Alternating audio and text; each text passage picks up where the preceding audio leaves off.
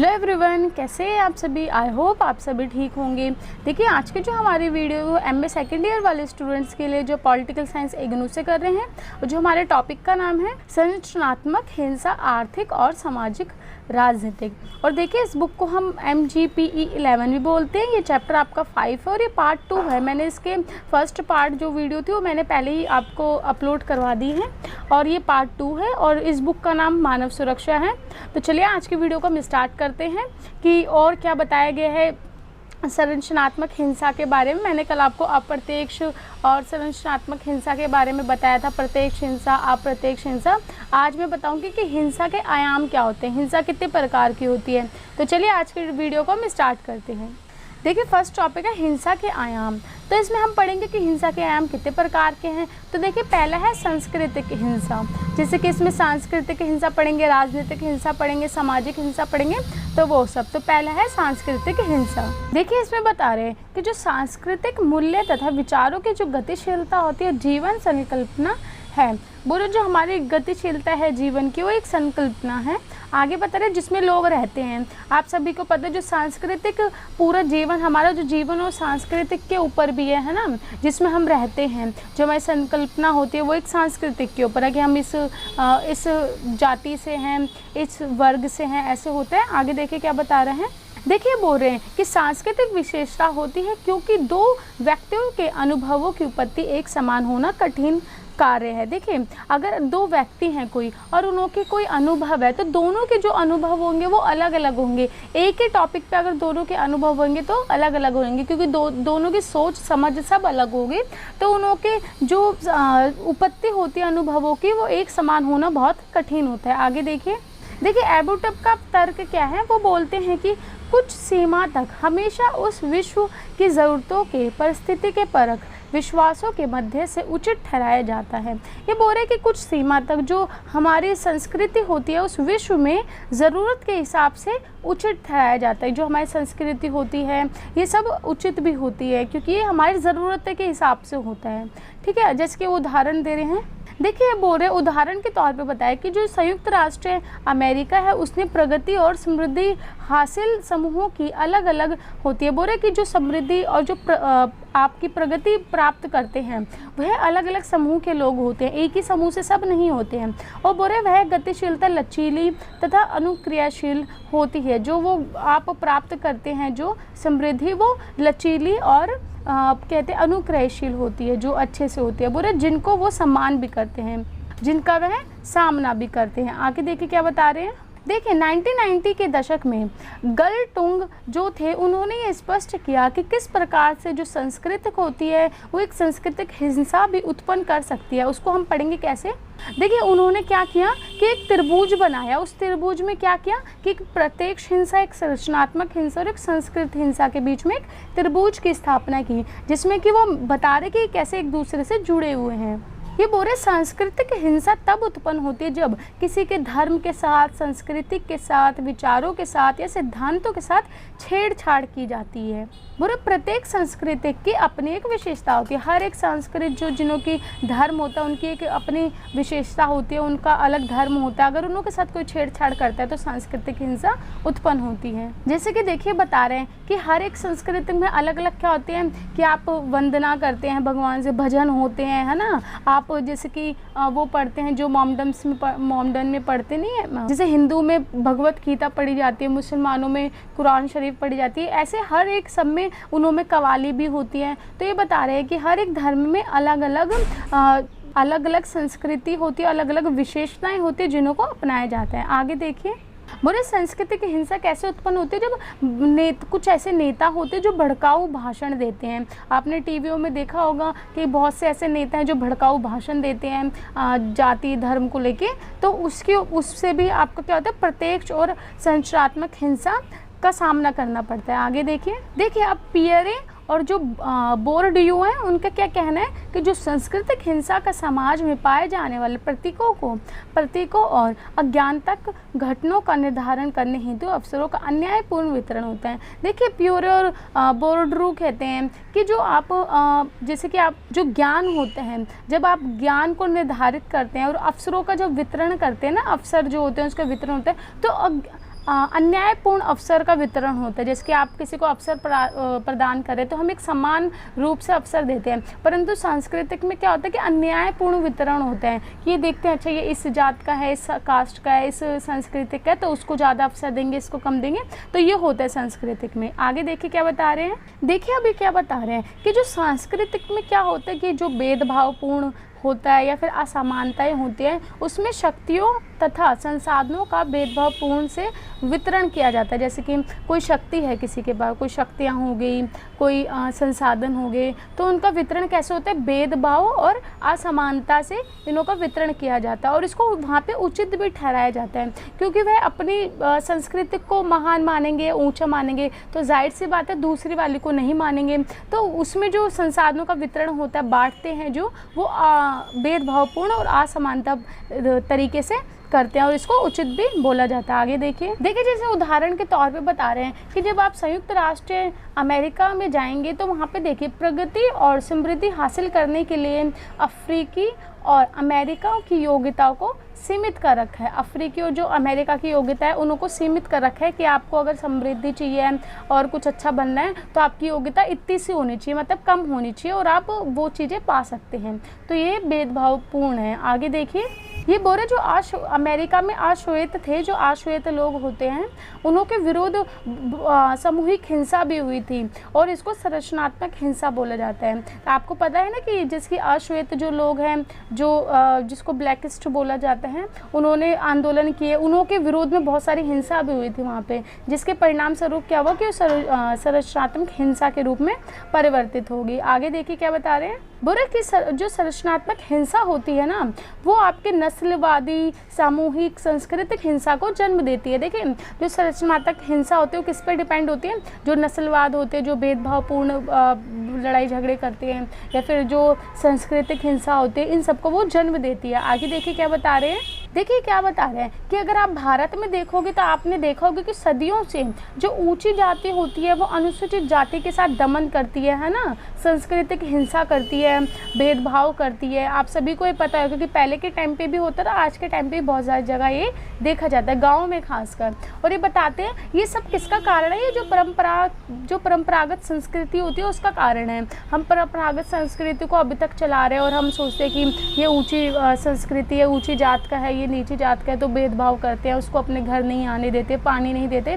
पहले के टाइम पे भी ऐसा होता था, आज के टाइम पे भी गांव में ऐसा देखने को मिलता है। तो ये बता रहे हैं भारत के बारे में। आगे देखिए, अब देखिए बता रहे हैं कि जो संस्कृति में नीचे क्रम पे होते हैं ना, जिसको हम बोलते हैं कि छोटी जाति के हैं या छोटे सांस्कृतिक के हैं, तो उसको उन्हों को क्या बनाया जाता है, उन्हों को गुलाम बना लिया जाता था।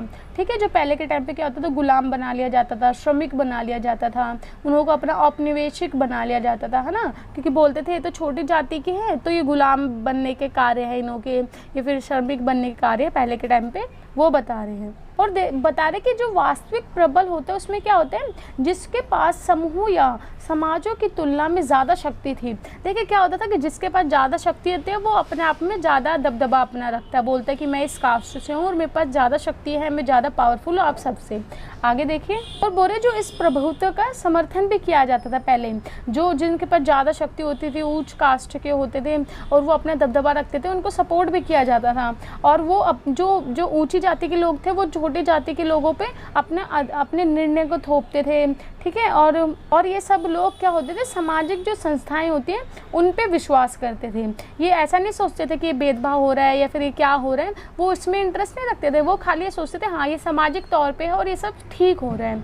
आगे देखिए क्या बता रहे हैं, और बता रहे कि और क्या होता है वास्तविक में जिन लोगों का समर्थन नहीं मिला, जैसे कि कोई छोटे कास्ट के लोग हैं उन्हों को किसी का समर्थन नहीं मिला, तो क्या होता था कि वो समझ लेते थे चलो ठीक है भेदभाव जो कर रहे हैं ये सही है, क्योंकि उनको सहना पड़ता था। क्योंकि जब किसी का कोई समर्थन नहीं करेगा, अगर समझ लीजिए 2 गुट हैं, 2 गुट में एक गुट का तो सब समर्थन कर रहे हैं तो वो फिर और ज़्यादा पावरफुल हो जाता है, और दूसरे गुट का कोई समर्थन नहीं कर रहा तो वो और ज़्यादा कमज़ोर होता है, जिसके कारण उसको वो सब चीज़ें सहनी पड़ती हैं। तो पहले के टाइम पे ऐसे ही होता था और आज भी ऐसे ही होता है। आगे देखिए, और देखिए आगे बता रहे हैं कि इन्हीं सभी जो सांस्कृतिक प्रथाएं होती है इसके कारण ही महिलाओं के प्रति भेदभाव रखा जाता था। आप सभी को पता है ना कि कैसे महिलाओं के प्रति भेदभाव होता था। पहले सती प्रथा थी और बोला जाता था कि जब बाल विवाह हो गया, और बहुत सारे भेदभाव थे कि औरतें बाहर काम नहीं करती हैं, घर का काम करती हैं, तो इसी ये सभी प्रथाओं के कारण औरतों के साथ भेदभाव होता था। इसी कारण से जो मतदान का अधिकार है वो भी औरतों को नहीं मिला, बहुत ज़्यादा लेट मिला,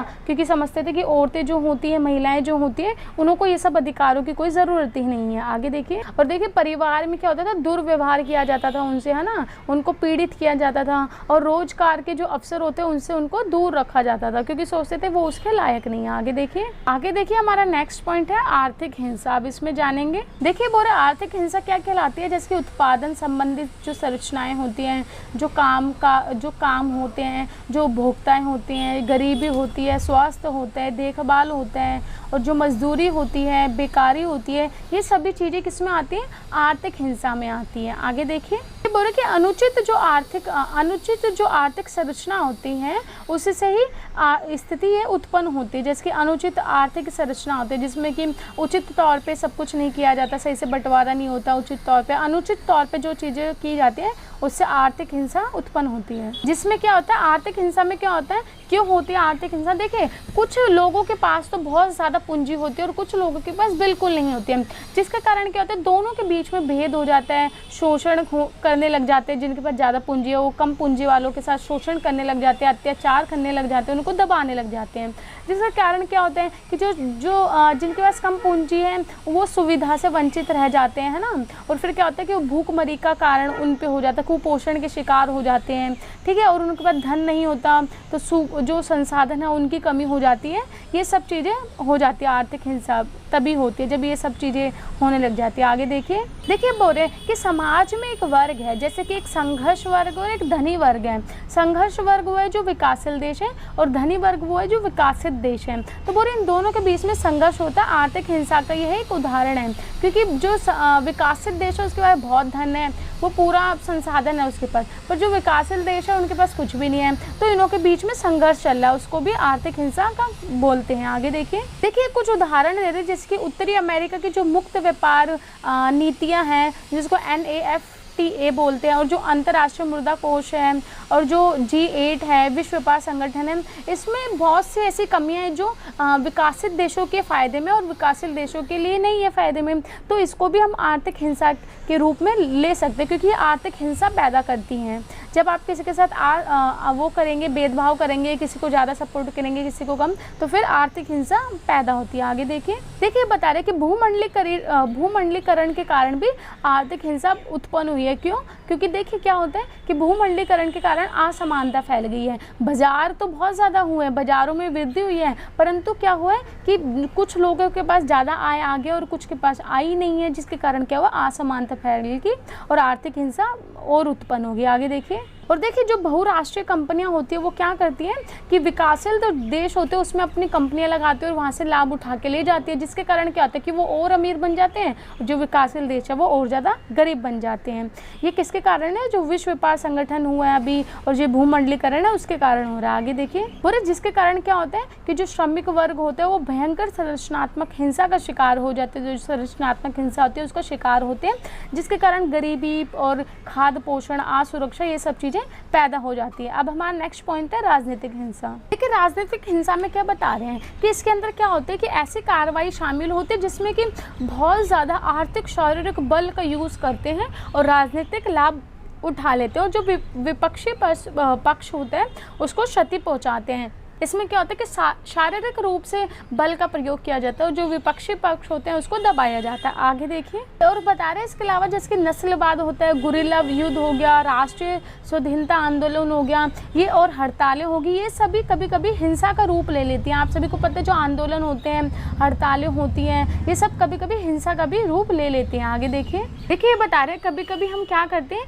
कि राजनीतिक हिंसा में क्या होता है कि हम अपने अधिकारों की जो मांग करते हैं और जो अल्पसंख्यक लोग होते हैं उनके लिए हिंसा बन जाती है, क्योंकि वो अपने अधिकारों की मांग करते हैं तो उसमें हिंसा होने लग जाती है, तो ये हिंसा का कारण बन जाती है। आगे देखिए जो राजनीतिक हिंसा होती है वो सत्ता के द्वारा निर्धारित की जाती है, जो सत्ता में लोग होते हैं उनके द्वारा ये निर्धारित की जाती है। आगे देखिए अब राजनीतिक हिंसा क्यों होती है ये बता रहे हैं। जैसे कि आपका निरंकुश शासन व्यवस्था होती है जहाँ पे लोकतंत्र नहीं होता, राजतंत्र होता है, जहाँ पे अपनी अपनी चलाई जाती है सत्ता द्वारा, तो वहाँ पे राजनीतिक हिंसा उत्पन्न हो जाती है और जो जनता है उसको दुर्बल बनाया जाता है और सत्ता अपना शक्तियों का यूज़ करने लग जाती है, जिसके कारण वह मांग करते हैं, आंदोलन करते हैं और राजनीतिक हिंसा उत्पन्न होती है। जैसे कि युद्ध हो गया, संघर्ष हो गया, आतंकवाद, ये सभी राजनीतिक हिंसा के रूप होते हैं। आतंकवाद, हिंसा, राजनीतिक संघर्ष, ये सभी राजनीतिक हिंसा के रूप हैं। बुरे इसके अंदर क्या होता है कि जिसकी नरसंहार होता है, दमन होता है और उत्पीड़न होता है, संगठित हिंसा होती है, अपराध होते हैं, मानव अधिकारों का हनन होता है, ये सब चीज़ें इसके अंदर आती हैं। आगे देखिए, बुरे जो राजनीतिक हिंसा है वो बहुत सारे कारणों से होती है, जिसकी राजनीतिक, आर्थिक, सामाजिक, सामुदायिक तथा जनसंख्या कारणों से भी राजनीतिक हिंसा होती है। जैसे कि बता रहे हैं अब राजनीतिक हिंसा जिसकी इन सब चीज़ों से कैसे होती है, जिसकी जो हमारी शक्तियाँ उसका असमान वितरण होता है, शक्तियों का असमान वितरण हो गया, संसाधनों का असमान वितरण हो गया, या फिर शीघ्र जनसंख्या परिवर्तन हो गया, या फिर संसाधनों पर नियंत्रण हो गया किसी समूह का असमान रूप से, और जातीयता, राष्ट्रीयता तथा धर्म के आधार पर सामूहिक कट्टरवाद हो गया। ये सब चीज़ जो होती है राजनीतिक अहिंसा का उत्पन्न करती है। आगे देखिए, बुरे जो आतंकवाद होता है वो राजनीतिक हिंसा का एक रूप होता है, जिसका उद्देश्य आम जनता में भय व आतंकवाद पैदा करना होता है। जो आतंकवाद होता है वो भी एक राजनीतिक हिंसा होती है। उसका मुख्य कारण होता है कि उसमें जनता में भय उत्पन्न करें और आतंकवाद को बढ़ावा दें। आगे देखिए, और सत्ता को प्राप्त करने के लिए हिंसा कराई जाती है। अब आगे हमारा नेक्स्ट पॉइंट है सामाजिक हिंसा। देखिए, इसमें बता रहे हैं कि सामाजिक हिंसा में क्या होता है कि जो व्यक्ति है वो एक अकेला प्राणी नहीं रहता, अकेले में नहीं रहता या फिर अकेला प्राणी नहीं होता, वह एक समूह में रहता है ना, जिसके कारण कि सामाजिक संरचना, सेक्सवाद, नस्लवाद, जातिवाद और क्या कहते हैं जाति प्रथा और वर्ग आधारित संरचना में शामिल होता है। इसके कारण ही सामाजिक हिंसा होती है, क्योंकि वो अकेले नहीं रहता है ना, अकेला प्रणाली नहीं होता, प्राणी नहीं होता, वह सब सामूहिक रूप से रहता है। आगे देखिए, बोले ये जो संरचनाएं होती हैं ये संरचनात्मक हिंसा के सामाजिक पक्ष है। बोले कि जो संरचनात्मक हिंसा होती है उसका ही एक पक्ष है। आगे देखिए, बोले कि एक व्यक्ति समूह जो बलपूर्वक संरचनात्मक हिंसा का प्रयोग करता है वो आक्रामक बन जाता है। देखिए, एक समूह ऐसा बन जाता है जो संरचनात्मक हिंसा का यूज़ करता है और बहुत बलवानशाली बन जाता है और सबका दमन करता है। बोले इससे ही हिंसा का प्रयोग भी किया जाता है। आगे देखिए, और बोले जो पुलिस या सैन्य शक्ति द्वारा अन्याय को कायम करते हैं, जो ये समूह होता है ये पुलिस और सैन्य द्वारा अपने अन्याय को कायम रखते हैं। आगे देखिए, बुरे जो सामाजिक हिंसा होती है वो राजनीतिक व आर्थिक शक्तियों के जब दुरुपयोग किए जाते हैं उसके परिणाम स्वरूप सामाजिक हिंसा उत्पन्न होती है। जब आप अपनी राजनीतिक हिंसा में आर्थिक हिंसा का दुरुपयोग करेंगे तो सामाजिक हिंसा उत्पन्न होगी। आगे देखिए, बुरे सामाजिक हिंसा में क्या आते हैं, जैसे कि डकैतियाँ आती हैं, अपराध आते हैं, भीड़ का प्रभुत्व विरोध आता है, ये सब चीज़ें इसमें आती हैं।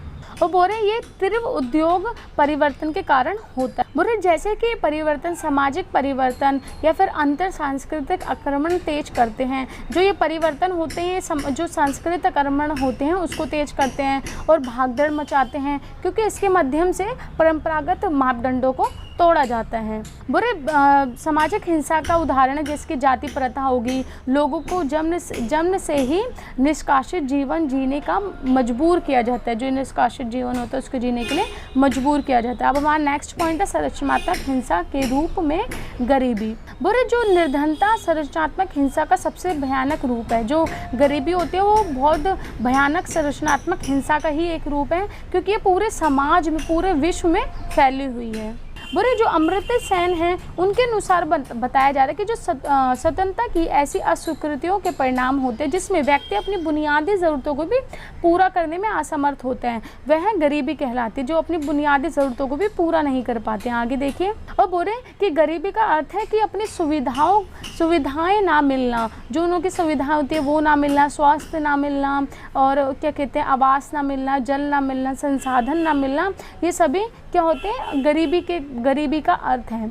और देखिए बता रहे कि अब वर्तमान में क्या हो रहा है कि धनी व निर्धन के बीच इतनी ज़्यादा असमानताएं आ गई है, इतनी वृद्धि हुई है असमानता में, जिसके परिणाम स्वरूप क्या होता है कि शोषण होता है गरीबों के ऊपर, अन्यायपूर्ण राजनीतिक व आर्थिक व्यवस्था रखी जाती है और गरीब जो होते हैं और भूख उत्पन्न, मतलब कि जो गरीबी होती है वो भूख से ग्रसित हो रहे हैं, उनको सही से खाद्य नहीं मिल रहा, ये सब चीज़ें होती हैं। आगे देखिए क्या बता रहे हैं, बोरे बता रहे हैं कि एक विश्लेषणकर्ता के अनुसार बता रहे हैं कि लगभग पाँचवें इंसान को, मतलब हर एक पाँचवें इंसान को $1 प्रतिदिन के रूप में अपना जीवन व्यतीत करना होता है। मतलब कि $1 75 रुपये या 70 रुपीज़ जो है उससे अपने एक दिन को निकालना पड़ता है हर एक पाँचवें इंसान में।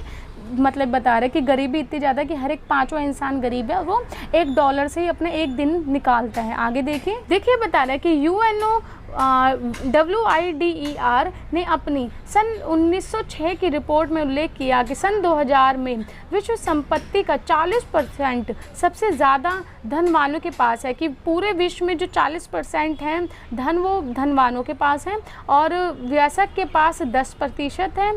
और बोल रहे कि 10% तो बता दिए वयस्कों के पास है और विश्व के कुल का 25% था, जो 85% था वो गरीबों के पास था। तो ये बता रहे कि गरीबों के पास इतनी ज़्यादा गरीबी, इतने ज़्यादा लोग हैं पर उनके पास जो धन है वो ना बहुत ही कम है। आगे देखिए, पर गरीबों के कारण क्या होता है, गरीबी के कारण क्या होता है कि सुविधाओं से वंचित रह जाते हैं वो, और क्या कहते हैं निराशा हो जाते हैं, पीड़ित हो जाते हैं। ये सब चीज़ें उसमें बताई गई है। आगे हमारा नेक्स्ट पॉइंट है संरचनात्मक हिंसा, लिंग असमानता और सेक्सिज्म। आगे देखिए इसमें क्या बता रहे हैं, इसमें बता रहे हैं कि अब इसमें असमानता के ऊपर बता रहे हैं कि किस प्रकार से हमारा जो लिंग है वो किसके ऊपर ज़्यादा आधारित है। हमारे जो असमानता है, हमारे देश में किसको ज़्यादा प्रभुत्व दिया जाता है, जो पितृसत्ता होती है उसको ज़्यादा प्रभुत्वशाली माना जाता है, पुरुषों को ज़्यादा प्रभुत्वशाली माना जाता है, उस पर हमारी जो समाज है वो आधारित है। आगे देखिए, बुरे जो बल का प्रयोग करते हैं इसमें जो पुरुषत्व होते हैं उसके आधार में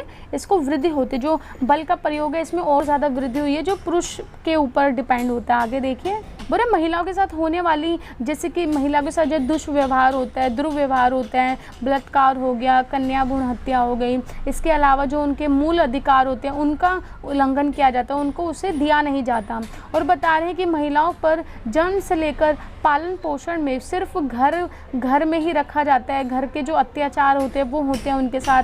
सांस्कृतिक रीति रिवाज जो होते हैं, प्रथाएं जो होती है, धर्म श्रेणियाँ जो होती हैं वो उनके ऊपर ही डाली जाती हैं। पूरी महिलाओं को ही समझाया जाता है कि तुम ऐसे करो, तुम लड़की हो, ये करो, ऐसा सब होता है जो जिससे कि संरचनात्मक हिंसा जन्म लेती है। आगे देखिए, बुरे सामाजिक दृष्टि से देखा जाए तो महिलाओं के जो दैनिक जीवन है उसमें बहुत ज़्यादा असमानताएं हैं। बुरे सामाजिक संरचना में महिलाओं को केवल उपभोग की वस्तु माना जाता है। और क्या होता है कि जो पितृसत्ता होती है सेक्सुअल विभेदीकरण पे आधारित होती है, सामाजिक प्रजनन की प्रथा को ही सही माना जाता है। और बोलते हैं कि पुरुष जो होता है वो श्रेष्ठ होता है, उसके विचारों में प्रोत्साहित किया जाता है कि पुरुष श्रेष्ठ है। महिलाओं के साथ असमानता होती है, महिलाओं को खाली उपभोग की वस्तु माना जाता है। ये सब चीज़ें से बता रहे हैं। आगे देखिए, और जो पितृसत्ता होती है महिलाओं को उत्पीड़ित भी करती है, उनको मतलब कि उत्पीड़ित, उनका दमन भी करती है, आर्थिक क्षेत्र में उनको उससे दूर रखती है, उनका कल्याण नहीं हो पाता सही से। पर जो महिलाओं की दशा है वो अधिक और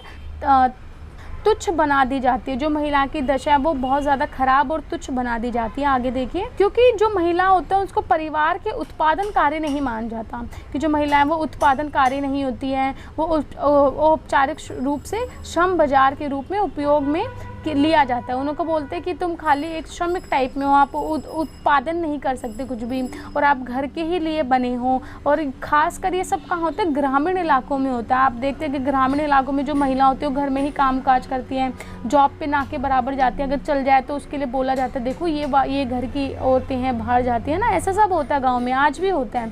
आगे हमारा नेक्स्ट पॉइंट है संरचनात्मक हिंसा और नस्लवाद। बोल रहे कि सांस्कृतिक नस्लवाद के तहत क्या होता है कि उनको एक समूह और समाज में रखा जाता है। देखिए, कोई किस नस्ल का है, कोई किस जाति का है, तो नस्लवाद के तहत उनको अलग अलग समूह में और समाजों में रखा जाता है। और बोलते हैं कि नस्लवाद के नकारात्मक और सकारात्मक सिद्धांतों पर आधारित श्रेणीबद्ध किया जाता है, कि इसके नकारात्मक पॉइंट हैं तो इसको इस श्रेणी में रखा जाएंगे, इसके सकारात्मक पॉइंट है तो इस श्रेणी में रखा जाएंगे।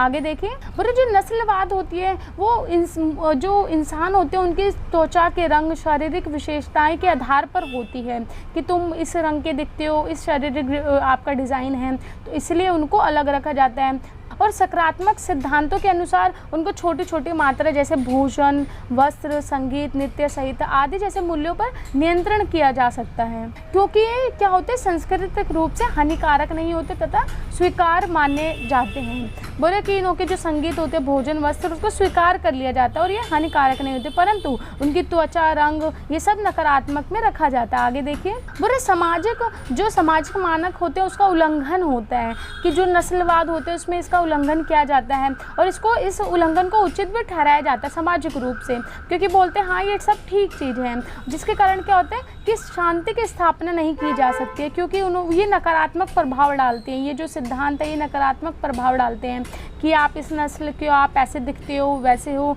इन सब चीज़ों से। तो आई होप आपको ये वीडियो अच्छी लगी हो, क्योंकि आज की वीडियो यहीं समाप्त होती है। सेकंड पार्ट था, इसका फर्स्ट पार्ट मैंने पहले ही बना दिया था। अगर आपने इस वीडियो को अंत तक देखा है तो प्लीज़ इस वीडियो को लाइक, शेयर, सब्सक्राइब कीजिए, क्योंकि देखिए अगर आपका ऐसा सपोर्ट रहा तो मैं और अच्छे आपके लिए वीडियो बनाऊँगी। और प्लीज़ आप मेरे को कमेंट बॉक्स में ज़रूर लिख के बताया कीजिए कि आपको कौन से टॉपिक से रिलेटेड कौन सी वीडियो चाहिए, क्योंकि फिर मैं उसी के अकॉर्डिंग वीडियो बनाऊँगी। अगर आपको कोई असाइनमेंट से रिलेटेड कोई वीडियो चाहिए तो वो भी आप मेरे को बता सकते हैं, क्योंकि आपके असाइनमेंट्स जो हैं सबमिट हो रहे हैं सितंबर या अक्टूबर में जो सबमिट होते हैं, उनके लिए अगर कोई वीडियो चाहिए तो वो भी आप मेरे को कमेंट बॉक्स में लिख के बता सकते हैं। तो चलिए अब हम मिलते हैं नेक्स्ट वीडियो में। Bye bye.